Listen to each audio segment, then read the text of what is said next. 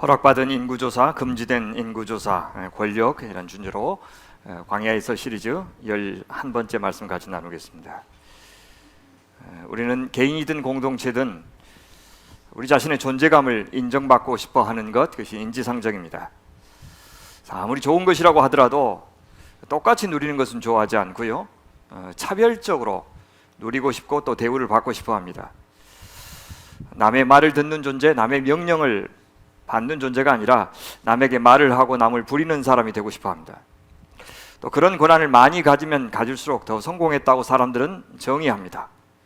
어떻게든 역사에, 비석에, 건물에 내 이름 남기려고 애를 쓰고, 그래서 자신이 죽고 없더라도 자신이 사람들의 기억 속에서 끝까지 살아있게 하려고 다들 발버둥을 칩니다. 그래서일까요? 다른 어떤 것보다도 그 존재감이 무시당했을 때 자존심 상하고 어떤 순간보다 그것을 견디기 힘들어합니다. 그래서 사람들은 그걸 당하지 않기 위해서 어떤 방법을 쓰느냐? 힘을 기릅니다. 옛날에는 신분, 계급이라는 것이 정해져 있어서 개인적으로 아무리 능력이 있어도 그 계급의 한계를 못 벗어났어요. 그런데 이제 산업혁명이 일어나고 산업화가 진행되면서부터는 이제 시민 계급이 형성됐죠. 돈만 있으면 계급을 뛰어넘어서 대접을 받을 수 있게 되었습니다. 그러다가 이제 관료 사회가 되면서부터는 머리 좋은 사람, 이제 공부만 잘하면 고시 같은 것으로 출세할 수 있고, 그래서 젊은 나이에도 영감이라는 소리 들으면서 힘을 행사할 수가 있었습니다. 근데 지금은 사회적 영향력을 떨칠 수 있는 방법이 더 다양해졌어요.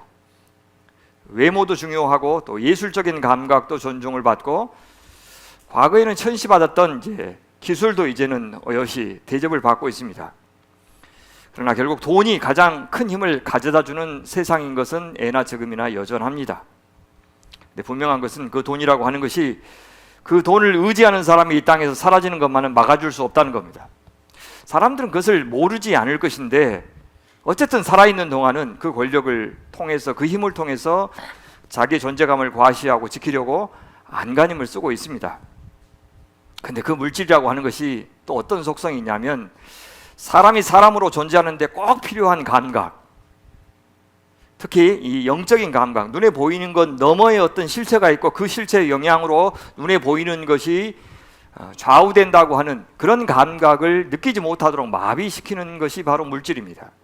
사람 자체가 물성화되면 그렇습니다. 모든 것을 물질로 파악하는 존재가 됩니다. 그 과정에서 수많은 사람들을 희생시키고 그렇게 자기 자신마저도 비인간화되어서 희생시킵니다. 짧은 성취감, 행복 물론 누리겠지만 그 다음부터는 더 길게 그 행복을 잃어버리면 어쩔까 노심초사하면서 그 권력 지키려고 불안과 불신과 의심 속에서 사람들은 살아가곤 합니다. 그것이 거기가 다 선택하는 하나님을 떠난 인간이 사는 법입니다. 그런데 하나님은 처음부터 사람을 어떻게 지으셨느냐, 어디에 복이 있게 지으셨느냐, 창조주 하나님께 의존하는 존재로, 하나님이 창조하신 다른 생명들, 다른 인간들과의 관계 속에서만 진정한 인간다움 혹은 행복을 누릴 수 있도록 창조하셨습니다. 그래서 그 창조 질서를 거스르면서 행복할 수 있는 길은 없는 겁니다. 하나님은 능히 당신께서 창조하신 것을 그 질서를 따라 살 수 있게 해줄 수 있는 분임을 여러모로 증명하십니다. 그래서요, 어떤 방법으로 증명하시냐면, 강한 자들의 하나님으로 불리기를 기뻐하지 않으시고 도리어 존재감이 별로 없는 약한 자들의 하나님이 되십니다. 그래서 또돌이 히브리 민족들의 하나님이 되셨고, 나중에 아주 작은 약소국 이스라엘의 하나님이 되셨고, 이스라엘 안에서도 땅이 없는 레위인들을 챙기셨고, 그 사회에서 강한 자들에 의해서 핍박받고 소외받고 외면당하는 과부와 고아들을 따로 끝까지 챙기시는 그런 하나님이 되어주셨습니다. 강한 자들이 마치 그 강함이 스스로 이룬 것도록 착각하지 않도록 하기 위해서 하나님 당신이 얼마나 정의와 공의의 하나님이신 것을 강조하셨습니다. 그렇게 함으로써 우리의 행복은, 우리의 생명은 우리의 힘에 달린 것이 아니라 참된 능력이시고 참된 권력이신 하나님께 달려있음을 알게 하셨습니다. 능하신 하나님께 대한 이런 신앙이 없으면 우리 인간은 늘 불안해서 결국 자기가 뭔가를 해결하려고 합니다. 자기가 하나님 되려고 하죠. 그래서 고작 그들이 선택한 것이 뭐냐? 우상을 숭배하는 겁니다. 권력자가 되려고 할 뿐만 아니라 부자들, 강한 자들 편에 서서 자기를 건사하려고 합니다. 여러분, 그 순간부터 사람이 어떻게 되냐면 선과 악, 의와 불의를 결정하는 권한을 스스로 하나님으로부터 빼앗아 가지고 그 대신에 그 권력이 선과 의를 정하게 만듭니다. 자기의 권력에 방해가 되는 것은 모두 악으로 간주합니다. 자기 기분 나쁘게 하는 것은 다 악으로 간주합니다. 그래서 신경 쓰지 않고도 뭐든지 결정할 수 있고 하고 싶은 대로 다 한 다음에 나온 결과에 대해서 책임을 지지도 않고 해명할 필요가 없을 만큼의 권력을 갖는 것을 성공이라고 그들은 말합니다. 불편하지 않는 것, 불쾌하지 않는 것, 무언가를 참을 필요가 없는 것, 신경 쓰지 않아도 되는 것, 그것을 가장 이상적인 편안한 삶이라고 말해요. 근데 그러는 동안에 자기들이 지금 어떤 존재로 변화되어 가고 있는지에 대해서는 좀처럼 생각하지 않습니다. 자기 성찰의 능력이 결핍된 것, 이것이 물성화된, 비인간화된 인간의 특징입니다. 소유로 자기의 존재를 정의하려고 하는 사람들의 특징이 그것이에요. 그들은 자기들이 창조주라고 생각하기 때문에 신경 안 쓰는 겁니다. 이런 것이 개인의 인생에서도 나타나고 또 국가 단위에서도 나타나요. 특히 우리가 사는 시대는 이런 개인주의가 대단히 심화되고 있는 세상입니다. 국가 질서도 한번 보세요. 국제 질서도 보시면 더 이상 공존을 추구하고 평화를 추구하는 노력들이 예전 같지는 않아요. 상호 이익에 어울리는 방식으로 관계를 맺으려고 하는 경향이 계속해서 약화되고 있습니다. 그러니까 자국 우선주의가 심화되었다는 뜻입니다. 세상이요, 각 시대마다 그래도 어느 정도 나라들끼리 이 정도는 가치 있다, 이건 우리가 암묵적으로 공유하자, 지키면서 살자라고 하는 것들이 보통 이제 시대 정신이라고 부르죠. 시대 정신이 지금 사라진 때를 맞이하고 있다는 겁니다. 윈윈이 아니라 제로섬의 법칙, 둘 중 하나는 죽어야 내가 산다고 하는 생각이 점점 파다해지고 있습니다. 이 말은 그만큼 이 세상이 하나님의 나라 이상과 점점 멀어져 가고 있다는 뜻입니다. 그런 세상에서 살기 좋은 사람들은 권력자들 뿐이에요. 국가 간 갈등이 심해질수록, 그래서 국가 내에 긴장이 고조될수록 경쟁이 치열해지고, 그러면 힘없고 돈 없는 사람들만 희생당합니다. 전쟁에서 이기지 않으면 모두가 같이 죽으니까 어서 너희들 빨리 경제 전쟁터에, 취업 전쟁터에, 교육 전쟁터에, 정치 전쟁터에 모든 사람들이 거기 참여해야 된다고 몰아넣었습니다. 그런 걸 전체주의라고 그래요. 1차, 2차 세계대전을 일으켰던 것이 시대정신의 공백과 바로 전체주의, 히틀러라든지 무솔리니라든지 혹은 일본의 군국주의 같은, 그래서 각 나라들마다 보시면은 자국 중심의 강력한 카리스마를 가진 리더들, 다른 나라 신경 쓰지 않는, 그게 이제 트럼프의 등장으로부터 시작해서 푸틴, 시진핑, 아베는 죽었지만 아베, 우리나라의 뭐 박근혜, 윤석열, 이런 사람들이 버젓이 등장할 수 있는 것은 이런 세계의 시대 정신 때문입니다. 그러는 동안에 힘 있는 자들은 한가롭게 싸움 구경하면서 온갖 특권을 자기들끼리 누리고 또 전수하게 될 겁니다. 이럴 때일수록 우리 믿는 자들은 깨어서 하나님의 참된 주권이 어디에 있는지를 분명하게 파악하고 인정해야 됩니다. 시대를 잘 분별할 뿐만 아니라 권력의 속성에 대해서도 잘 이해해야 한다는 뜻입니다. 그래야 그 광기 어린 전쟁과 같은 경쟁의 소용돌이 안에서 정신 바짝 차릴 수 있기 때문입니다. 왜 하나님께서 권력을 주시면서도 동시에 그 권력을 스스로는 쟁취하지 못하게 하시고 그 대신 선물이라고 하는 형식을 통해서 우리에게 주시는지, 그리고 그것을 받고도 그 권력을 누리는 한계를 정해 주시는지, 그것을 이해해야 됩니다.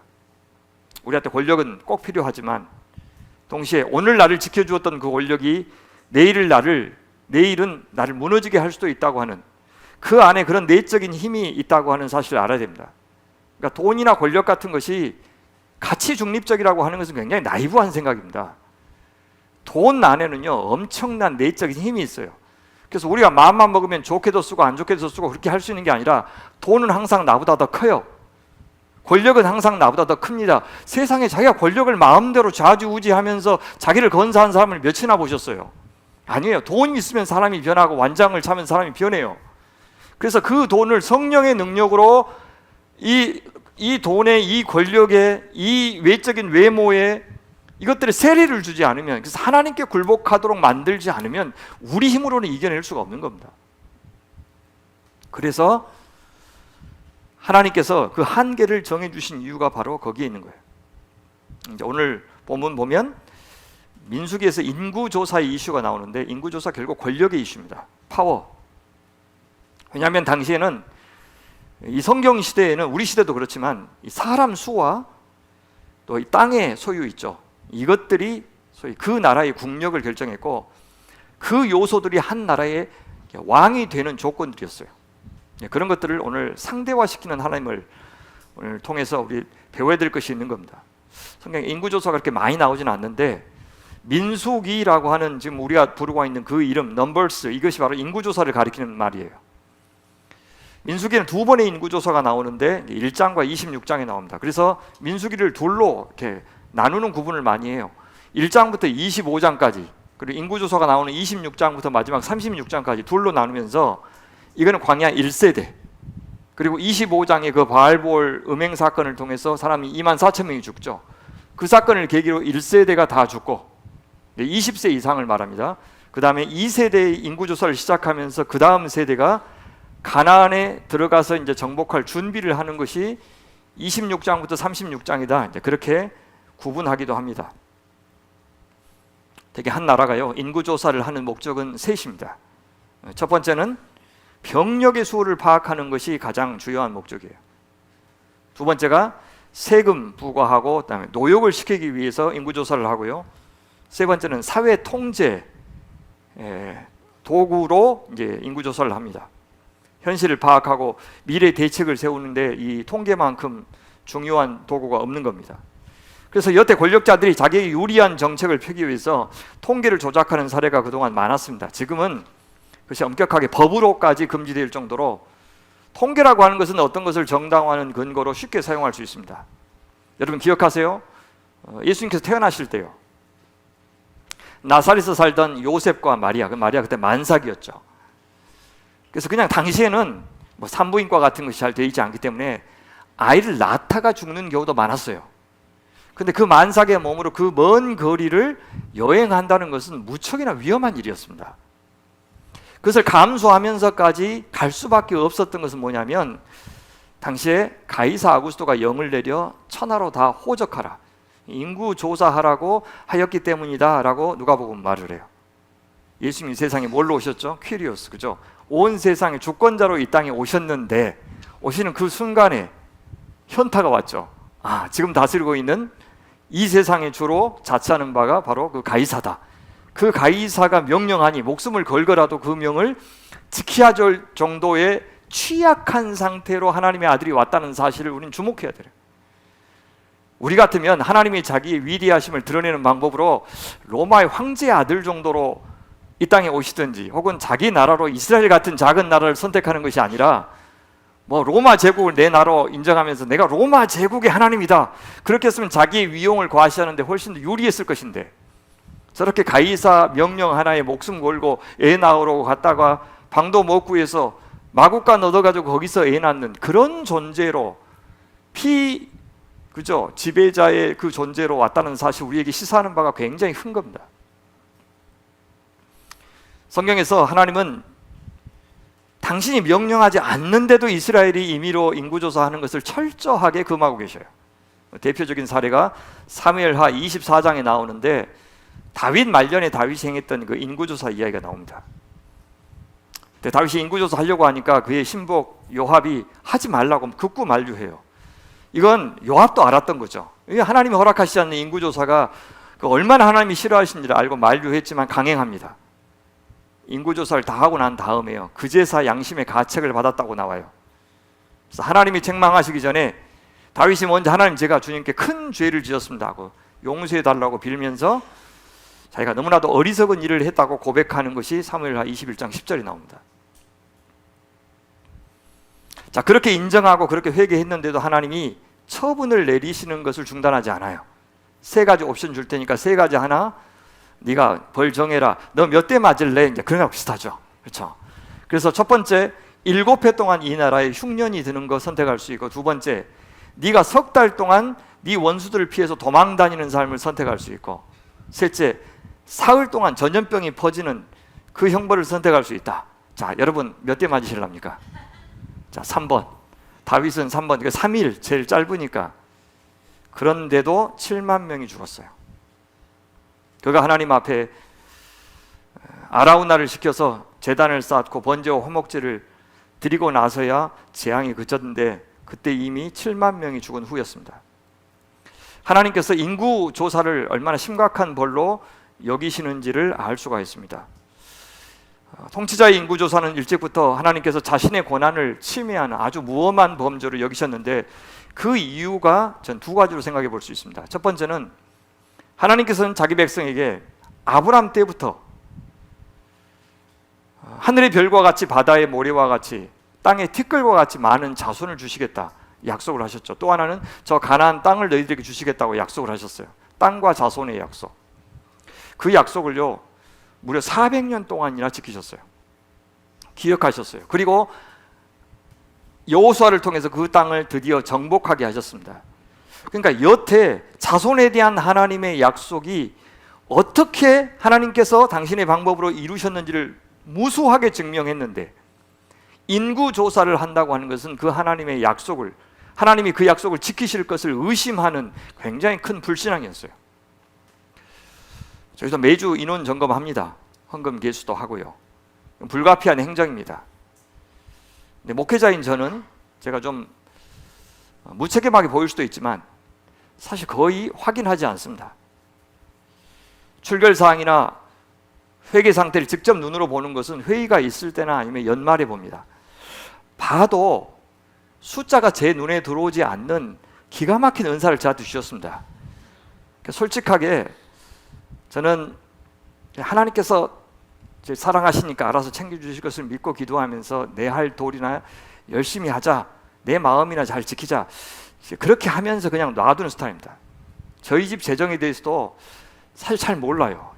잔고가 얼마인지 그냥 지금 당장 필요하다 그러면 줘버리고 써버리고 그렇게 하면서 알아서 내가 엄한 데 안 쓰고 낭비 않고 그냥 근검하는 것이 몸에 뱄기 때문에 이렇게 살면 뭐 알아서 되겠지 이렇게 하면서 그냥 계산 않고 그냥 쓰는 편입니다. 교회도 이제 그렇게 해요. 제가 좀 행정에 밝았으면 우리 사역자들이 조금 더 편할 것이고 재정 맡은 분이 마음의 부담이 좀 덜 것인데 그건 못 해드린 것은 좀 죄송하지만 좀 그런 편이에요. 인구 조사를 못하게 한 것은 하나님께 대한 신뢰, 의지 이것들을 요구하시는 마음의 뜻이 있지 않은가 하는 생각이 들어요. 또 하나의 이유도 사실 첫째 이유와 비슷한데요. 하나님이 이스라엘 편에 서 계신다면 수의 많고 적음이 중요하지 않다는 것을 가르치시기 위해서 그랬어요. 다윗이 인구조사를 왜 했을까요? 다윗 자신의 나라가 얼마나 강한지를 직접 확인하고 싶어서 그랬던 겁니다. 그래서 그 권력 가지고 자기가 주도하는 전쟁, 자기가 원하는 나라 만들고 싶었어요. 여호와가 주도하는 전쟁이 아니면 절대 승리할 수 없고 승리한다 해도 참된 승리가 될 수 없다는 사실을 망각하게 만드는 지름길이 인구조사였어요. 인구 수를 파악하는 순간 그 수가 자기 것인 양 착각할 위험이 큽니다. 목회자들 만나면 늘 묻는 질문이 몇 명 모이냐, 그것도 애들 빼고, 그래서 헌금 얼마 나오냐, 그런 거 물어요. 그것이 마치 자기가 이룬 것처럼 자기의 어떤 크기, 이것과 동일시시킬 그런 위험들이 항상 목회자에게 있는 것 같아요. 하나님 없이서 뭔가 해냈다고 또 앞으로 할 수 있다고 착각하게 만드는 것이 인구조사예요.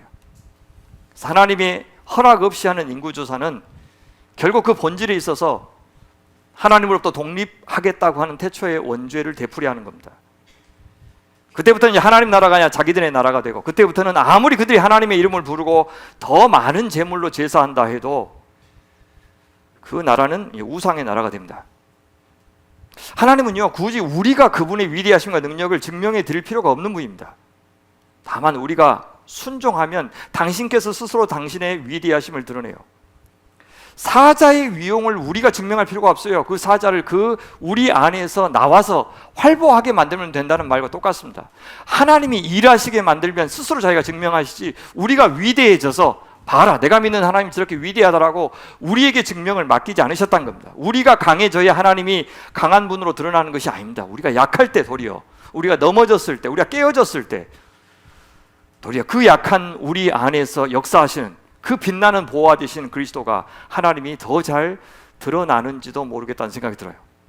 그래서 하나님의 하나님 되심을 우리는 더 많이 드러내는 것보다 훨씬 더 오랫동안 감추고 또 못 보게 만드는 역할을 하는 것이 아닌가 하는 자책이 들어요. 그래서 하나님은 결코 세상이 부러워하는 방식으로 자신을 과시하시는 법이 없습니다. 만약 그런 방법으로 하신다면 세상이 하나님을 믿더라도 자기들이 이미 우상을 숭배하던 그 방식으로 하나님도 똑같이 기대하고 숭배할 것이기 때문에 세상이 기대하는 방식으로 그들에게 원하는 것을 줘서 하나님 당신한테 꼬시는 방법을 쓰지 않는단 말입니다.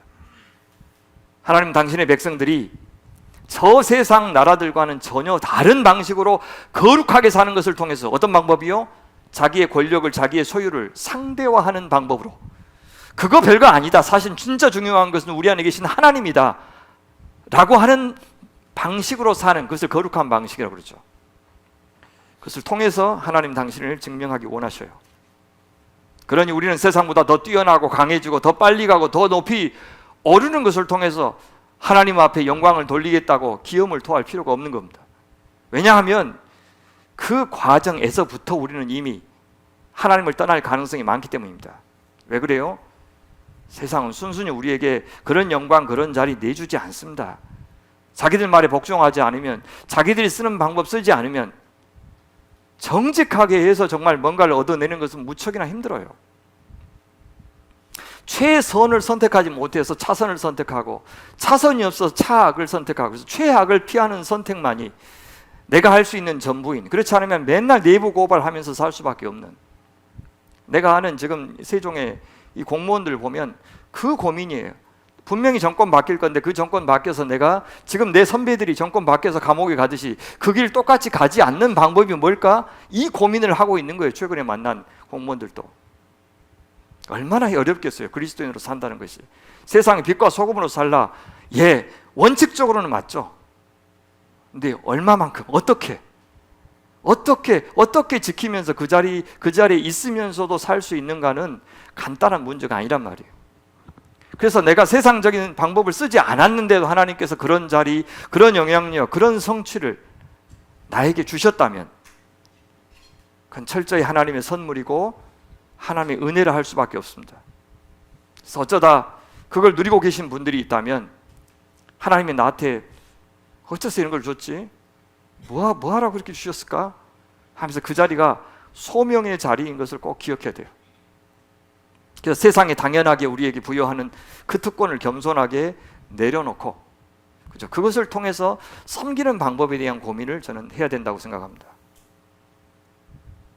여전히 섬기는 자로 겸손하게 그 역할에 충실할 때, 그 자리에서 십자가의 삶에 대해서 고민할 때, 그 순간에 비로소 부활의 주님이 영화롭게 되는, 그런 우리는 제사장적 존재가 되는 그런 순간이 될 겁니다.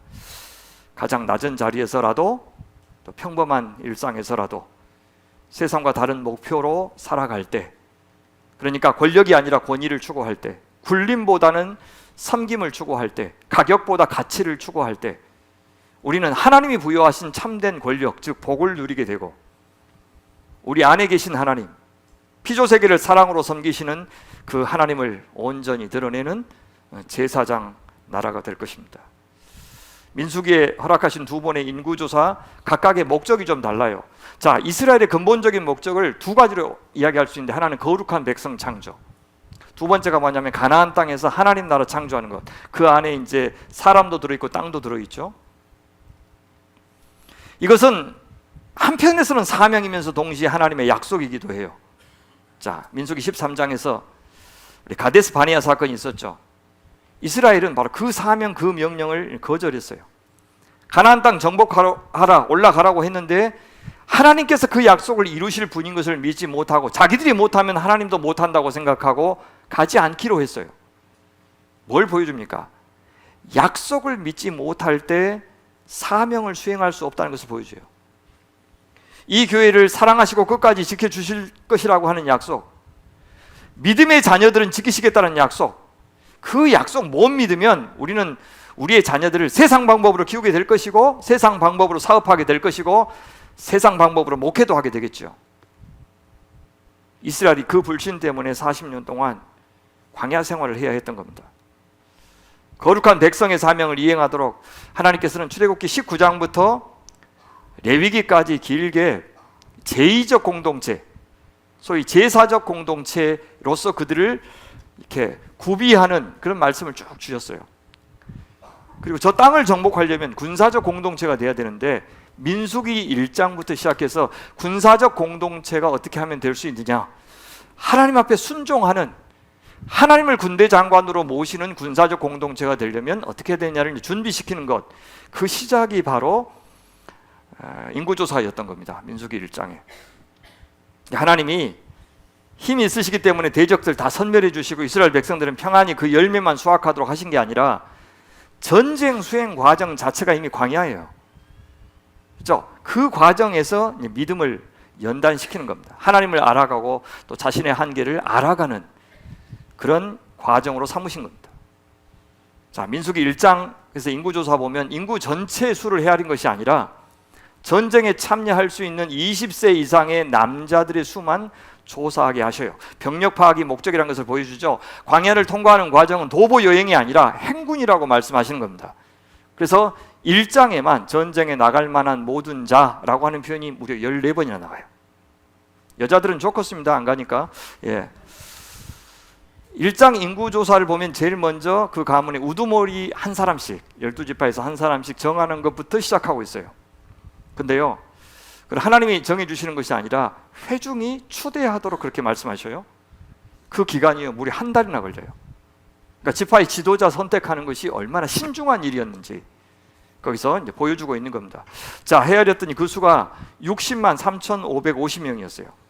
출애굽기요 12장 보면 싸울 수 있는 장정의 수만 약 60만 명 가량이다 라고 하는 표현이 나오는데 그 얼추 비슷하죠. 60만 3,550명. 레위인들은 수를 헤아리지 않았어요. 전쟁에 나가지 않습니다. 레위인들은 성막이 있으면 그 성막 주변에서 이렇게 에워싸고 살았어요.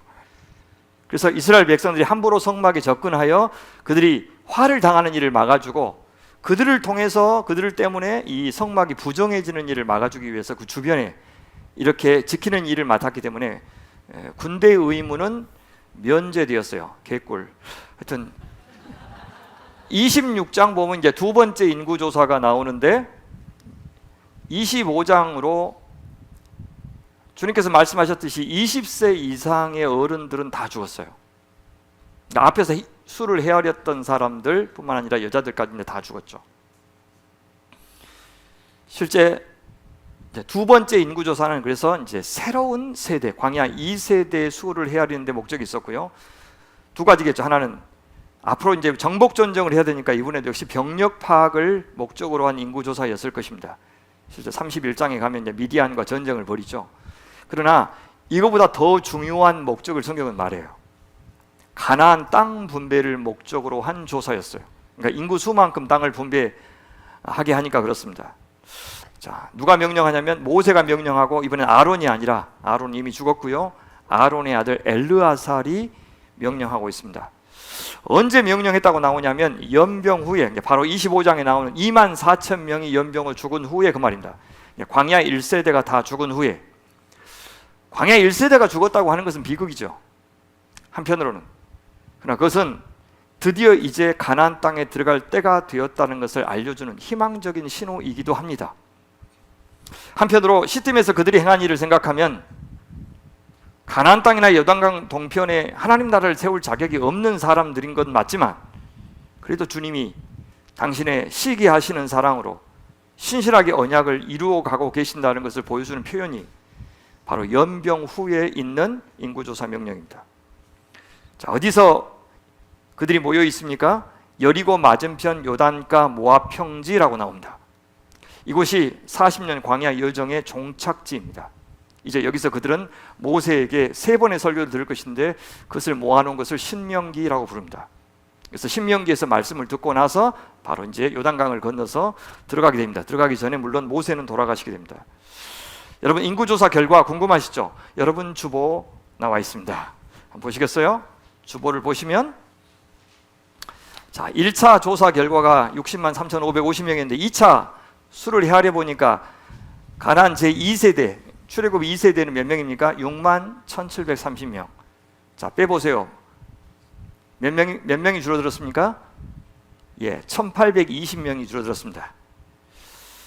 줄어들긴 했지만 40년 동안 광야라고 하는 이 위험하고 척박한 곳을 지나면서 거의 수적인 변화가 없다고 하는 것은 이건 굉장히 큰 은혜라고 아니할 수가 없겠습니다. 장남 루벤 지파는 좀 특이한데요. 왜냐하면 인구가 얼마 늘었다 이것만 이야기하는 것이 아니라 바로 앞에 있었던 그 우리 고라 자손의 반란 사건이 있죠. 그것을 언급하고 있어요. 왜냐하면 고라 자손과 함께 그 반란에 참여한 사람이 바로 이 루벤 지파예요. 다단과 아비람이 그 일에 가담해서 땅이 그 입을 벌려서 그 무리와 고라를 삼켰던 일을 언급하고 있습니다. 당시 불로 죽은 자가 250명이나 된다고 이야기하죠. 이 사건은 불순종한 사람들을 하나님께서 어떻게 다루시는지를 보여주는 징표가 되었다는 말도 해요. 인구 조사를 이야기하면서 굳이 이런 흑역사까지 덧붙이고 있는 것은 이 사건이 얼마나 심각했다는 것을 보여주는 겁니다. 그러면서 11절 보십시오. 고라의 아들들은 죽지 않았다. 아버지는 불순종의 길을 걸어갔지만, 반역의 길을 걸어갔지만 자식들은 하나님께서 주신 기회를 따라서 고라를 끝까지 따라가지 않고 목숨을 부지했던 겁니다. 그래서 나중에 그들은 시편에 고라의 시편들이 나오고요, 성전에서 찬양대가 되고, 고라의 후손 가운데 여러분 대표적인 선지자 누굽니까? 사무엘. 사무엘이 바로 이 고라의 후손 가운데 태어난 것을 볼 수가 있습니다. 이번 명절에 가면 아마 친지들 소식, 또 동네 사람들 소식을 많이 접하게 될 겁니다. 제 어렸을 때 기억으로는 세상에서 출세한 일들을 경쟁적으로 자랑하죠. 자식 자랑, 돈 자랑 이렇게 하면서 서로 기를 죽이기도 하고 막 기가 살기도 하고 하는 그런 엄청난 신경전이 벌어지는 장입니다. 자, 그런 걸 들으시더라도 우쭐해 하지도 마시고 마음 상하지도 마시고, 우린 그리스도인이니까 하나님께서 우리의 인생의 기록을 남기신다면 몇 년도에 태어나서 몇 살 살다가 죽었다, 자식이 얼마 남겼다, 그런 숫자를 남기는 게 아니라 거기에 이런 한 줄 기록, 뭐 하다가 왔는지, 하나님 앞에 어떻게 살다 왔는지, 그런 코멘트를 남길 때 내 인생에 대해서 주님께서 어떻게, 무슨 기록을 남기실까, 어떤 평가를 남기실까, 그걸 좀 생각하시면 좋겠어요. 그래서 하나님 나라 생명책에 오를 만한 사람 수가 늘었는지 살피면서 그 복음을 지혜롭게 자랑하는 여러분의 명절이 되셨으면 좋겠습니다. 시므온 지파에 대해서도 우리가 그냥 넘어갈 수가 없는데, 그 이유가 뭐냐면 그 수가 가장 많이 줄어든 40년 동안 무려 37,100명이나 줄었죠. 왜 이 지파에 대해서 우리가 주목할 수밖에 없냐면, 바로 전 바알보올 사건에서 비느하스에 의해서 심판을 받은 사람이 시므리인데, 이 시므리가 누구라고 그랬습니까? 바로 이 시므온 지파 우두머리의 아들이에요. 처음에는 이 시므온 지파에게 땅을요, 가나안의 중앙 부분에 좋은 땅을 주었는데, 나중에는 점점 밑으로 남하해서 유다 족속 안에서 얹혀 살았어요. 더부살이 살았어요. 그러다가 아예 사라져버린 비운의 지파가 바로 이 시므온 지파입니다. 갓 지파는 5,150명이 감소했고, 유다 지파 특히 보십시오. 12지파 가운데서 가장 수가 많아요. 1차 때도 2차 때도 마찬가지예요. 물론 1,900명 정도가 증가했는데, 이스라엘에서 그들이 분배받은 땅은 가장 요충지였습니다. 이사갈은 9,900명 늘었고, 스불론은 3,100명 늘었고요. 므낫세를 보세요. 므낫세에 주목하는 것은, 므낫세는 25,000명이 늘어서 가장 크게 늘었어요. 특히 이들은 그래서 가나안 동편 땅과 가나안 서편 땅을 같이 다 차지하는 유일한 지파가 될 겁니다. 에브라임 볼까요? 에브라임은 요셉의 둘째 아들입니다. 므낫세가 장남이고, 근데 하나님께서 12지파 가운데서 가장 장자의 지파로 이 에브라임 지파를 정하셨어요. 영적인 장자는 유다 지파지만, 근데요, 육적인 장자이지만 실제로 그들의 인구는 그렇게 많지 않아요. 근데 중요한 지역을 차지하고 있습니다. 어디요? 베델, 세겜, 실로. 나중에 북왕국의 굉장히 중요한 도시들이 이 에브라임 지파 안에 들어가 있고, 에브라임 지파의 지도자가 바로 여호수아예요. 베냐민 지파 12,000명이나 증가했어요. 그래서 광야 40년 지나기 전에는 11번째로 이렇게 작은 지파였는데, 그 다음에 7번째까지 격상되었어요. 여러분 주목해야 될 것이 단지파입니다.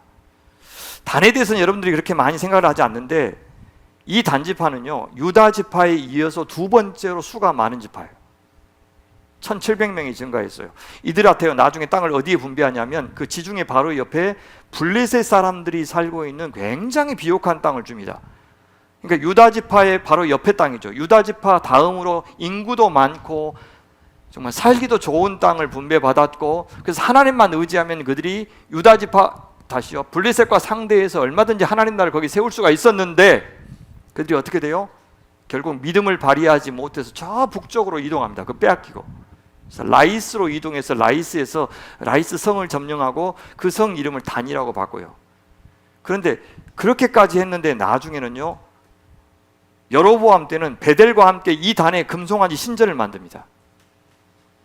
그래서 우상숭배의 도시로 또 한 번 전락해요. 이런 이유로 요한계시록 보면 인받은 12지파의 목록이 나오는데 거기에 단지파는 빠져요. 하나님께서 엄청난 복을 주셨는데 그들은 그 복을 책임있게 쓰지 못한 겁니다. 아셀 지파도 증가하고, 납달리, 예수님의 고향 갈릴리 지역이죠, 8,000명이 줄었네요. 자, 12지파, 레위 지파를 제외하고 요셉 지파가 2지파, 므낫세, 에브라임 지파를 했기 때문에 12지파가 되죠. 이 12지파의 가문 수를 세어보니까 70가문이 돼요. 70이라는 숫자가 왜 우리가 주목할 만하냐면, 야곱이 자기 후손들과 자기 그 가족들과 함께 애굽으로 내려갈 때 몇 명이 내려갔다고 나와요? 70명. 그렇죠, 70명. 불과 70명 정도가 내려갔는데 하나님께서 400년 동안 70가문에 무려 한 60만 정도의 수로 늘려서 결국 가나안 땅을 차지하기 직전까지 되게 만들었다, 그 말이에요. 이것은 무슨 말이냐면, 하나님께서 하늘의 별과 같이 바다의 모래와 같이 땅의 티끌과 같이 많은 자녀를 주시겠다고 하는 약속을 성취시켰다는 것을 보여줘요. 그럼 이것은 또 뭘 보여주죠? 저 가나안 땅도 약속대로 반드시 이루어질 것이다 라고 하는 것, 암시하는 겁니다. 이런 인구의 증감이 루벤 지파나 혹은 시므온 지파처럼 뚜렷한 사례들을 제외하고는 순종 여부에 따라서 늘어나고 줄었는지에 대해서는 성경이 말하고 있지 않아요. 그러니까 순종하면 더 늘어나고 불순종하면 줄어들었다, 그렇게 말할 만큼의 어떤 사건이 나와 있지 않아요. 다만 성경이 사람 수가 증가하는 것을 하나님의 축복으로 일관되게 말하고 있다는 점에서 눈에 띄게 인구가 늘어난 지파, 즉 므낫세나 베냐민이나 아셀 지파는 하나님 앞에 바로 서 있는 지파였음을 우리는 짐작할 수는 있어요. 아무리 우리가 교인 수에 연연하지 않는다고 해도 우리가 본질에 충실한 그런 교회가 된 결과로 교인 수가 늘었다면 그건 분명히 하나님의 축복입니다. 지난 13년 동안 하나님께서 저희 공동체도 조금씩 신실하게 성도를 이렇게 많이 보내주셔서 성장한 것에 대해서 감사합니다. 또 다음 몇 해를 지나서 돌아볼 때 믿음의 자녀들이 주님을 새롭게 발견한 그 자녀들이 많아지기를 또 저는 기대하고 있습니다. 그래서 저희가 간절히 기도한 대로 교회가 교회를 낳는, 저희 교회가 또 새로운 교회를 낳는 그런 은혜가 있기를 간절히 바랍니다. 동시에 우리가 기억해야 될 게 뭐냐, 인구 수가 곧 그 지파의 권력을 의미하지는 않는다는 사실. 더 큰 지파가, 더 사람이 많은 지파가 더 강한 지파가 되는 것은 아니라는 사실이요. 지파의 규모라고 하는 것은 지파가 담당해야 될 역할에 따라서 하나님께서 주신 것이지, 우리가 임의로 사람 수를 늘리거나 그래서 더 강한 지파가 되려고 욕망해서는 안 된다는 것을 여기서 보여줍니다. 자, 대표적으로 유다 지파가 이스라엘에서 앞으로 중요한 역할을 할 겁니다. 행진할 때도 선두에 서고요, 이 지파에서 왕이 나올 거예요. 그리고 이 지파에서 메시아 예수님께서 나올 겁니다. 이스라엘이 제사장 나라가 되는 일에 중심적인 역할을 할 거예요. 그들이 나중에 축복도 받고 저주를 받을 것인데, 이것은 그들의 강함이나 약함에 따라서 주어지는 것이 아니고 하나님이 주신 그 조건을, 그 강함을 하나님의 사명을 위해서 썼느냐 그렇지 않느냐가 축복과 저주를 결정할 겁니다. 그러니까 강함 자체를 추구하고 선진국 자체를 추구하고 부자 자체를 추구하거나 명성 자체를 추구하는 것이 복과 저주에 아무 상관이 없다는 뜻입니다. 우리가 단지파를 보면 알 수 있잖아요. 두 번째로 많은 인구였지만 그 쓸모를 하나님 앞에 다하지 못하자 사라지고 맙니다. 에브라임 지파도 인구가 그렇게 많지 않지만 북이스라엘에서 자기 형 므낫세보다 훨씬 더 중요한 역할을 맡았어요. 에브라임 지파 지도자 여호수아와 유다 지파 지도자 갈렙은 남북 이스라엘에서 하나님께서 부여하신 그 중요성에 비추어서 믿음으로 이 백성들을 광야에서 인도하고 가나안 땅 정복 전쟁을 주도했던 것을 우리는 볼 수가 있습니다. 따라서 오늘 우리는 하나님께서 우리에게 어떤 조건을 주셨든지 간에 옆에 사람과 비교해서 우쭐하거나 쫄아들거나 그렇게 할 필요가 없이 내게 주신 이 조건은 어떤 사명을 감당하도록, 하나님 나라에 어떻게 기여하도록 나에게 이런 조건을 주셨는지를 생각하면서 그 소명을 따라 사명을 감당하며 살 때 그 조건이 나에게 축복이 된다는 거예요. 많아지면 그만큼 내 축복도 커지는 것이 아니고 주신 조건을 하나님 앞에 올려드려서 주의 뜻대로 쓰임 받을 때 그것들이 나에게 복이 된다, 그 말입니다. 그래서 오늘 우리는 개인이든 교회이든 혹은 국가를 향해서든 외적인 강함과 부요함을 추구할 것이 아니라 맡기신 사명에 충성하는 공동체가 되기를 간절히 바랍니다. 이 인구 조사가 무엇을 위한 것이라고요? 땅 분배를 위한 것인데 51절부터 땅 분배의 두 가지 원칙을 우리에게 이야기합니다. 첫 번째, 사람의 수대로 땅을 분배하라, 그렇게 이야기해요. 우리 53절, 54절 말씀은 한 목소리로 같이 읽어볼까요? 시작. 땅은 사람 수에 따라서 그들의 유산으로 나누어 주어야 한다. 사람이 많으면 유산을 많이 주어야 하고 사람이 적으면 유산을 적게 주어야 한다. 유산은 등록된 사람 수에 따라서 각기 나누어 주어야 한다. 사람 수가 많으면 넓은 땅을, 또 적으면 좁은 땅을 분배받는단 말이죠. 물론 산악지대인지 평지인지도 감안했을 겁니다. 인구 수가 적어도 산악지대를 받으면 좀 땅을 넓게 주었을 것이고요, 비옥한 땅을 분배받으면 좀 적은 땅을 받아도 괜찮다 여기실 겁니다. 둘째, 그러면 각 지파가 어디에 살게 될지는 어떻게 정하라고 그러냐면 제비 뽑아서 결정하라, 그렇게 이야기해요. 유산으로 받는 땅은 오직 제비를 뽑아 나누어야 하고 그들은 그것을 조상 때부터 내려오는 지파의 이름으로 물려받아야 한다. 각 유산은 제비를 뽑아 나누어야 한다. 사람 수가 많은 지파들은 큰 땅을, 사람 수가 적은 지파들은 적은 땅을 놓고 추첨하여야 한다. 제비 뽑아 결정한다는 말은 땅의 위치 하나님이 정하신다는 뜻입니다. 그 지파에게 맡기신 사명에 따라서 위치 하나님이 정하실 겁니다. 그렇지 않고 알아서 하라고 하면 아마 서로 더 비옥한 땅 차지하려고, 또 한 평이라도 더 넓은 땅 차지하려고 다투게 될 겁니다. 이 땅이 하나님의 선물임을 알게 하려고, 이 땅은 그냥 물리적인 땅이 아니고 신학적인 땅이고 언약적인 땅인 것을 분명히 알게 하시려고 철저하게 하나님이 정해주시고 있습니다. 그렇다면 여러분, 사람 수도 하나님이 알아서 정하시죠. 많은 지파 되게 할 건지 적은 지파 되게 할 건지도 하나님이 정하시고, 그러니까 땅의 넓이도 땅의 위치도 다 하나님이 전적으로 당신의 주권 안에서 정하신다는 뜻입니다. 선물이 되게 하시기 위해서. 실제로 유다 지파와 에브라임 지파는 우리 한번 볼까요? 지도 한번 보면 가운데요, 여기 예루살렘이 여기 있고, 예루살렘은 원래 유다 지파와 베냐민 지파 경계 지역에 있습니다. 그래서 이것이 수도니까 이걸 중심으로 해서 유다와 에브라임 그 사이에 이스라엘의 초대 왕 사울이 나는 이 베냐민 지파를 가운데에 뒀어요. 그리고 바로 옆에 이 단지파 블레셋을 하기 위해서 이 단이 저 북쪽으로 이제 라이스로 이렇게 올라가는 겁니다. 여기 빼앗기고.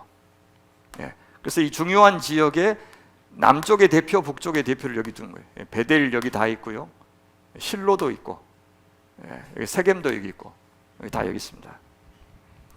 그래서 하나님이 그 중요성에 따라서 그 지파를 쓰시기에 적합한 곳으로 있을 것을 정해 주셨다, 이제 그 말입니다. 이건 뭘 보여주냐면 땅 분배 과정에서 이스라엘의 외적인 규모가, 소위 권력이 아무런 영향을 미치지 못하게 하신 거예요. 인간적인 파워를 가지고 더 많은 특권을 누릴 가능성을 이스라엘 안에서 아예 배제한 겁니다. 하나님이 당신의 뜻대로 정해주신 것을 무조건 선물로 받을 때 그것이 축복이 돼요. 남들과 비교해서 그 선물을 하찮게 여긴다든지 혹은 하나님의 동의 없이 남의 것을 빼앗는 일은 절대 용납하지 않아요. 그건 하나님의 것을 훔친 죄가 됩니다. 아나니아와 삽비라처럼. 그래서 요즘 우리 매일 성경으로 묵상하고 있는 그 아합과 이세벨, 이들이 비참한 최후를 맞이하는데 우상숭배도 물론 잘못했지만 늘 언급하시는 그들의 잘못이 뭐냐면 나봇의 포도원 너희들이 뺏었다 그거예요. 나봇의 포도 나봇 거가 아니라 하나님의 것인데, 그래서 지게표를 옮기면 안 되는데 권력이 있다고 함부로 그것을 빼앗은 죄를 하나님께서 엄히 물으신 거예요. 이스라엘도 하나님이 심판받도록 내어주시는데 북이스라엘은 아수르에 의해서, 남유다는 바벨론에 의해서 멸망하도록 하나님이 허락하셔요. 그런데도 하나님의 땅을 점령한 그 아수르 무너지게 하시고 그 바벨론 무너지게 심판하셔요. 심판의 도구로 쓰시긴 했지만 그 심판의 도구들마저도 결국에는 심판하게 하시는 것은 내 땅, 내 권위, 내 권력 함부로 넘봐서는 안 된다는 거 분명히 보여주시는 거예요. 당시에는 넓은 땅이 왕의 권력의 원천이었고 한나라 권력의 원천이었던 시대인데, 하나님은 권력이라고 하는 것은 하나님이 허락하신 만큼만 소유할 때 복이 된다고 하시는 거예요. 그래서 지게표 옮기지 말라, 안식년 희년 때 땅 돌려주라, 빚 탕감해라, 노예들 다 해방해라, 그렇게 말씀하시는 겁니다. 이 세상에서 하나님 말고 다른 어떤 권력도 함부로 자기 나라를 만들지 못하게 그렇게 만드신 겁니다. 그건 지금도 마찬가지입니다. 저 부동산도 물도 바람도 공기도 원칙적으로 다 하나님의 것입니다. 국가가 갖고 있는 여러 가지 권력도 통치권도 다 하나님의 것입니다. 그러니 이 무도한 정권은 반드시 심판하실 겁니다. 탐욕스러운 부자들도 심판하실 겁니다.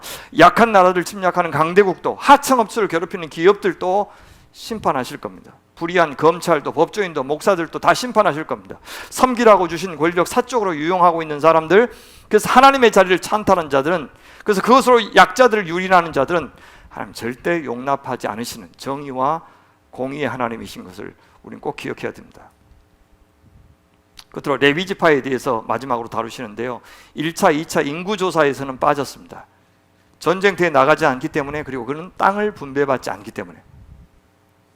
전체 인구수에서는 빠졌지만 자체적으로 조사를 했는데 20세 이상이 아니라 1개월 이상 된 레위인들 조사해 봤더니 23,000명이었고, 그것은 40년 전보다 한 1,000명 정도 늘었습니다. 이들은요 48개의 성읍에 흩어져서 살았어요. 그래서 각 지역에 교회가 생기듯이 각 지역이 흩어져서 레위인들이 그 지역에서 영적인 리더의 역할을 감당했어요. 제사도 지내고 율법도 가르치고. 그들은 땅이 없기 때문에 백성들이 하나님께 바친 11조로 살았어요. 11조는 하나님께 바친 일종의 세금이었던 것이죠. 레위인들은 이스라엘 중에 이스라엘이에요. 그래서 이스라엘은 레위인들을 보면서 자기의 정체성을 분명히 세워야 됩니다. 아, 내가 누구다? 세상 가운데 레위인들이다, 세상 가운데 제사장이다 라고 하는 정체성을 세워야 했습니다. 자기들이 이 레위인들처럼 과거에는 땅이 없던 나그네였던 사실을 기억해야 돼요. 그때 하나님께서 자기들을 환대하여 먹여 살렸듯이 이제 이 레위인들을 환대하면서 먹여 살리는 것이 우리의 역할이다라는 것을 기억해야 돼요. 이 땅을 우상화해서는 안 되고, 왜요? 아무것도 없을 때도 우리를 건사하신 그 하나님이 계셨는데, 땅이 있다고 해서 땅을 의지하면 안 되고, 땅이 있어도 이 땅이 우리를 먹여 살리는 것이 아니라 하나님이 먹여 살리실 것이다 라고 생각하면서 이 땅을 우상화하지 말고, 아무리 많은 것을 가졌더라도, 권력을 가졌더라도 그 권력을 주장하지 않고 세상 가운데 레위인으로 살아서, 하나님의 은혜로 살아서, 다른 형제 지파들과 은혜로 사는 모습을 통해서 하나님 나라가 어떤 곳인지를 보여주는 역할이 바로 이스라엘 우리의 역할이다. 이것이 바로 거룩한 백성이 되는 길이다. 이것이 바로 생명을 누리는 길이다. 이것이 바로 하늘의 은총을 누리는 길이다. 이것이 오늘 우리에게 주신 이 권력이 복이 되게 하는 길이다 라는 사실을 늘 확인해야 된다 그 말입니다. 그것이 레위인들을 주신 이유예요. 그렇게 하고 나서 모세는 이 모든 명령을 63절에서 65절까지 마무리하고 있는데, 그러니까 인구 조사를 통해서 이스라엘이 확인해야 될 것이 무엇인지를 보여주시는 거예요. 길지만 우리 같이 한번 쌈목쌈목 한번 읽어볼까요? 63절부터 시작. 이들은 모세와 제사장 엘르아살이 여리고 맞은편 요단강가 모압 평지에서 이스라엘 자손의 인구를 조사할 때에 그들이 등록시킨 이들이다. 등록된 사람들 가운데는 모세와 제사장 아론이 시내 광야에서 이스라엘 자손의 인구를 조사할 때 등록시켰던 사람은 한 명도 들어있지 않았다. 주님께서 그들이 광야에서 반드시 죽을 것이라고 말씀하셨기 때문이다. 여분네 아들 갈렙과 눈의 아들 여호수아를 제외하고는 그들 가운데 어느 한 사람도 살아남지 못하였다. 무슨 말입니까? 40년 전에 가네스 바네에서 선언하셨던 경고가 문자 그대로 이루어졌다 그 말이에요. 그렇다면 앞으로 남은 약속도 문자 그대로 이루어질 것이다. 그것을 기억해라. 60만 죽인다고 했는데 죽지 않았느냐? 이렇게 하실 수 있는 하나님이면 하나님 말씀 앞에 순종하지 않는 사람들의 권력은 아무것도 아닌 것으로 만드실 수 있는 하나님인 것을 기억해라 그 말입니다. 이것은 1세대가 가졌던 기존의 질서, 기존의 체계, 기존의 권력을 모두 부정하시는 의미가 있습니다. 그들의 시효가 만료되었다는 거죠. 아무리 대단한 것을 성취했다 하더라도 그것 제로 베이스에서 다시 시작하겠다 그 말하고 똑같아요. 세상 어떤 나라도 이렇게는 안 해요. 기존 권력을 계속해서 계승하는 것들이 그들의 목표입니다. 엄청난 혁명으로 뒤집어지지 않는 한 그냥 살던 대로 살려고 하는 것이 이대로 하면서 건대하는 것이 권력의 속성이에요. 그래서 원로들 대접하고 전문가들 대접하고 지적 권력자들, 경제적인 권력자들, 정치적인 권력자들 대접하면서 그들이 마치 한 나라의 운명을 결정할 것처럼 다 맡기는 이유가 거기에 있어요. 이대로를 위해서. 근데 하나님은요, 그런 기대 다 무시하셔요. 튼튼해 보이는 토대에 무너뜨리셔요. 그리고 경험이 없는 진짜 못 믿어온 다음 세대에게 과감하게 맡기셔요. 심지어 그 위대한 모세, 아론, 미리암 다 부정하십니다. 모든 인간의 권력 다 상대화시켰다면 그 말입니다. 그래서 오로지 하나님 한 분만 믿고 의지하고 신뢰하는 사람들을 통해서 내가 새로운 나라 만들겠다고 하셔요. 교회도요, 다음 세대에게 고난을 이양하는 것이 하나님을 의지하는 중요한 방편이 될 수가 있어요. 저도 개인적으로 지도자로서 지도자가 가장 자기 권력 내려놓기 힘든 사람입니다. 그래서 나는 어떻게 내려놓지? 언제 내려놓지? 왜냐하면 내가 없어져야 훨씬 더 성도들이 하나님을 더 의지하게 되니까요. 제가 아주 어프렌티스 그냥 견습생 시절에는 언제든지 대체 가능하죠. 이 정도로 제가 있는 것 자체만 하더라도 안정돼요. 그냥 사람이 바뀌는 거다. 이럴 때 눈에 보이는 이 체제, 이 공기, 이 문화 축복이에요. 그것 의지하느라고 하나님을 의지하지 않을 수가 있으니까 내가 어떻게 물러나고 언제 물러나야 이분들이 다시 긴장해서 하나님 의지하는 사람이 되지? 그걸 고민하고 있는 거예요. 그래서 저희 교회는 한 2년, 3년마다 다 모든 부서에 있는 장들 다 바꾼 이유가 뭡니까? 다른 교회 가면은 곡간 20년, 30년 하시는 권사님들 겁나 많습니다. 그죠? 그게 권력이에요, 일종의. 근데 우리는 매번 이렇게 바꾸는 이유가 뭐냐? 못해도 괜찮다 그 말이에요. 못해도 괜찮고 좀 못한 사람들이 맡으면 두려워서 경험이 많은 사람보다 훨씬 많이 기도할 거 아닙니까? 그렇게 새로운 세대에게 더 많은 기회를 주고 젊은 사람들한테 더 많이 기회를 줘서 세대 교체하는 것이 엄청난 모험인데, 믿음은 바로 모험을 감행하는 거예요. 기득권을 내려놓으면서 빈 그릇이 되고 가난한 마음이 되고 겸손한 마음이 되는 것, 이 그릇을 만드는 일이 공동체가 안정을 추구하는 것과 함께 같이 해야 될 중요한 일이에요. 제가 추석 선물 하나 준비했습니다. 여기서 마치겠습니다. 믿으셔도 좋습니다, 제 말을. 예. 우리 마무리하면서 좀 생각해 볼 것이, 하나님께서 이렇게 백성들과 땅을 다루시는 방식에서 분명히 우리가 배워야 될 것이 있어요. 이스라엘 백성들 가운데 40년 전에 20세 이상이었던 사람들이 다 광야에서 죽었어요. 무슨 말이냐면 하나님이 스스로 큰 손실을 감수하셨다는 뜻이에요. 엄청나게 노련한 사람들을 제거하셨어요. 그 말은 하나님께서 스스로 취약성을 자초하신 거예요. 부리기 쉬운 사람들을 그냥 다 없애버리신 거예요. 그리고 이제 설득하고 기다리고 참고 겁나 옹색하게 그런 사람들로 다시 시작하겠다고 하셔요. 그러니까 효율성과 생산성과 수월성을 목표로 하는 이 세상의 경영 방식으로는 도저히 이해가 안 되는 그런 방식으로 하나님께서 이 나라 경영하겠다고 지금 하신 거예요. 그러면서 동시에 60만 명 그대로 채워주시기도 하잖아요. 그 말은 현실성을 인정한 거예요. 한 권력을 가져가시면서 동시에 다른 권력을 손에 쥐면서 그 권력의 성격을 세상과 다른 방식으로 해석하도록 기회해 주신 거예요. 많은 백성 주시겠다는 약속 지키면서 동시에 그 많은 백성이라고 하는 숫자가 결코 이스라엘 백성이 하나님보다 더 믿고 의지할 조건이 되어서는 안 된다는 것을 가르쳐 주신 겁니다. 가나안 땅에 들어갔어요.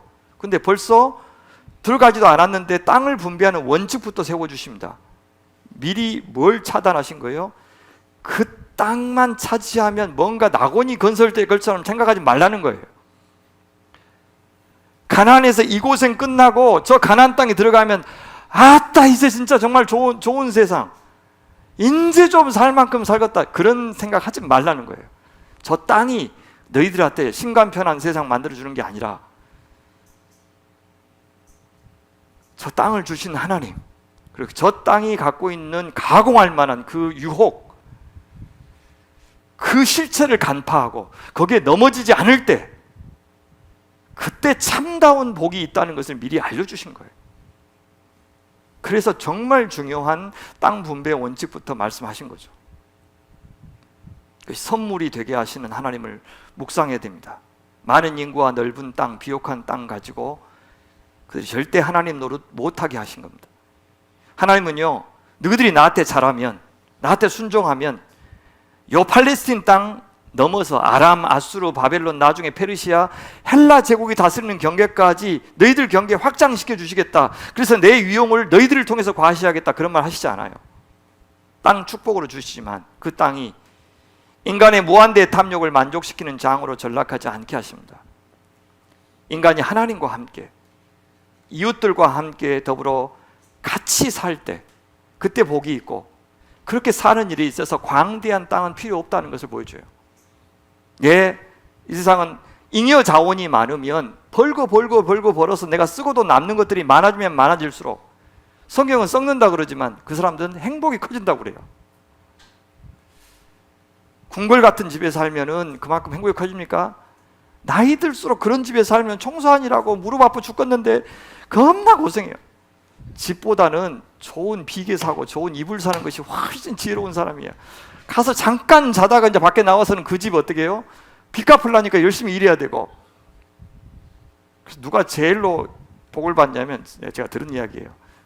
아주 유명 호텔 인테리어 하시는 분인데, 그분이 부부가 의사인 집에 인테리어를 맡겼는데 엄청 비싼 거, 돈 걱정하지 말고 막 쓰라고 그랬대요.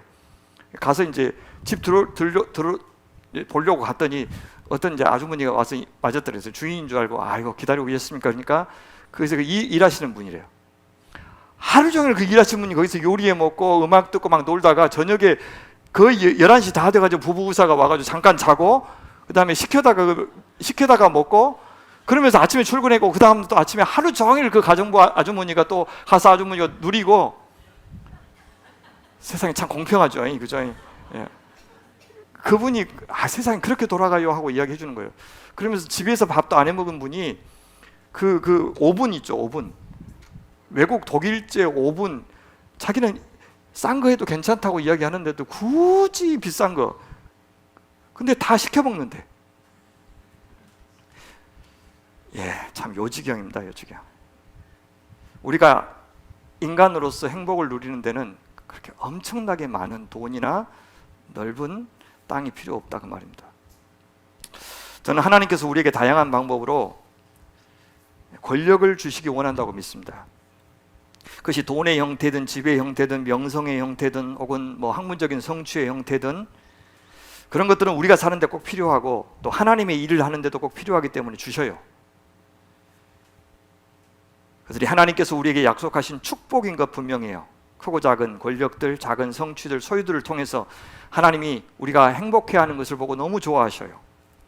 그래서 그건 서로 축하할 일이고 때로는 부러워할 일이기도 해요. 생각해 보세요. 한 10년, 20년 되었는데 이 교회가 계속해서 사람 수가 10명, 20명에 그친다면 아무리 대단하신 목사님이라도 좀 버티기 힘들 거예요. 동시에 아무리 성도 수가 많아도 자기 공간이 없는 교회가 공동체로서의 역할을 잘 해내기에는 한계가 있어요. 그런데 많은 교인 수나 넉넉한 재정 안정된 공간이 동시에 우리를 금세 나약하게 만들고 타락하게 만드는 권력이 된다는 것도 우리는 또 이해해야 돼요. 개인의 벼락줄세나 강력한 세상 권력 완장이 한 개인을, 원래 저런 사람이 아니었는데 완장 차면서부터 겁나 이상해진 사람들 우리는 어렵지 않게 주변에서 봤을 겁니다. 그래서 딜레마가 있는 거예요. 권력이 필요하지만 그 권력이 안고 있는 속성, 권력이 축복이지만 그 축복이 우리를 망가뜨릴 수도 있다고 하는 이 딜레마 속에서 우리는 살고 있는 거예요. 하나님은 그것을 아시고 권력을 주시면서 동시에 그 권력의 한계도 정해주신 겁니다. 반드시 그 권력이 하나님의 것이 되게 하라 라고 명령하신 겁니다. 섬기는 데 쓰고 순종하는 데 쓰고 사랑하는 데 써야 그것이 너한테도 복이 된다 라고 하시는 겁니다. 어떤 한 여자 가수가요, 집에 도둑이 들어서 2억 원 털린 이야기를 하시더라고요. 한 10년 동안 가수 생활하면서 시집도 안 가고 사모았던 애장품들을 그때 다 잃어버렸어요. 시계, 보석, 그다음에 선글라스 모으는 것이 취미였는데 그 한정판 선글라스 한 50개 정도를 잃어버렸대요. 해서 제가 노래한 그 수고의 보상이라고 생각하면서 쇼핑하는 재미가 있었는데, 한순간에 그것이 다 없어졌을 때 소유하는 것이 참 무의미하다라고 하는 것을 제가 느꼈다고 그래요. 그래서 그 도둑님은 못 잡았어요. 또 그래요. 어쨌든 그 후로 이 여자 가수는 자기가 쇼핑하는 것을 자기가 중단했다 그래요. 그러면서 도둑 맞을 수 없는 것이 무엇인지를 고민하기 시작했고요. 그래서 자기 안에 쌓을 수 있는 것을 선택하기 시작했습니다. 그래서 미술관에 다녔고 독서를 했고 또 건강을 살폈고 마음을 다스렸고 또 자기 수양에 힘썼다고 말하네요. 그렇게 한 10년 지금 살았다고 그래요. 그랬더니 소유가 줄 수 없는 행복을 잘 누리고 있다. 근데 그 가수 이름이 솔비라고 그러네요. 솔비. 근데 어제 노래를 한 번도 못 들은 것 같은데, 솔비. 저런 가수가 있었어요? 있었어요? 저 귀한 처자네. 아주 생각이 아주. 근데 이 가수가 예수께서 하신 말씀을 미리 몰랐던 것 같아요. 너희를 위하여 보물을 땅에 쌓아두지 마라. 그는 좀과 동록이 하며 도둑이 구멍을 뚫고 도둑질하니라. 오직 너희를 위하여 보물을 하늘에 쌓아두라. 그는 좀이나 동록이 해하지 못하며 도둑이 구멍을 뚫지도 못하고 도둑질도 못하느니라. 이 보물 대신에 권력이란 말을 집어넣어 보시겠어요? 이 땅에서 참된 복이 어디에 있는지 주님께서 말씀하신 거죠. 너희는 먼저 그의 나라와 그의 의를 구하라. 그리하면 이 모든 것을 너희에게 더하시리라. 하나님의 주권을 인정하라. 그 말로 요약할 수 있지 않을까요? 그러면 이 모든 것, 이 땅에서 우리에게 필요한 모든 것, 우리의 권력이 축복이 되게 하실 것이다, 그 말인 것 같아요. 사랑하는 성도 여러분, 광야에서 우리가 배워야 될 중요한 사실이 이것입니다. 하나님보다 더한 권력은 절대 없어야 됩니다. 그분의 나라보다 더 갈망하는 것도 없어야 됩니다. 두 주인을 섬기지 말아야 합니다. 내가 다른 지체들보다 더 위에 군림하는 존재가 되어서 그들을 함부로 판단하고 그들을 이용하려고 하는 생각 버려야 됩니다. 모든 기회, 모든 소유, 모든 재능, 모든 권한, 모든 자리를 선물로 받고 예수님 섬기도록 사명 감당하도록 주신 것임을 기억할 필요가 있습니다.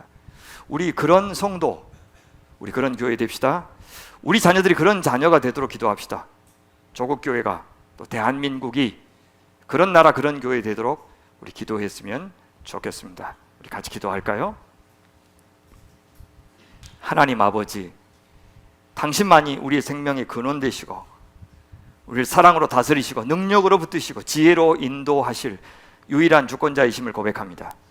하나님께서 선물로 주신 이 소유, 시간, 또 우리의 재능, 권력, 이것들 다 주의 나라, 주의 영광, 주의 이름 위해서 사용하는 인생 되게 하여 주옵소서. 그것 자체가 절대 삶의 목표 되지 않게 하시고 선물로 이웃들과 함께 잘 향유하고 섬김의 도구로 잘 쓰게 하여 주시옵소서.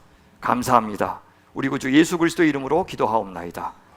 아멘.